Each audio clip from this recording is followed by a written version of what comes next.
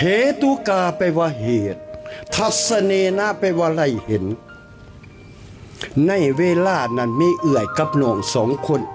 เอื่อยเห็นพาไรสร้างครอบครัวขั้นเอื่อยเลยสร้างครอบครัวแล้วจังสัน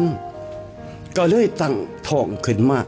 เวลาคลอดบุตรนั้นไอ้น้องสาวนั้นไปเบิ่งพี่สาวความเจ็บปวดในการคลอดบุตรก็เจ็บปวดแต่คลอดบุตรออกมาคันคลอดบุตรออกมาน่ะกับบังเอิญวิชาการเพศตัวนั้นมันก็บ่ยุคนั้นสมัยนั้นก็บ่ท่านสมัยคือเส้นนี้ก็เลยเฮ็ดให้พี่สาวหันหลูดมือขั้นหลูดมือเดินล่างก็มาเห็นตายการมีผัวนี่เป็นประจังสันบ่อันนี้มันทัศนีมันเห็นเนี่ยเดียวในสายตาของมันก็เลยเป็นเหตุหน้าโอ้ยจังสี่คนก็สิบ่เอาคือกันนะย่านตายว่าสัตว์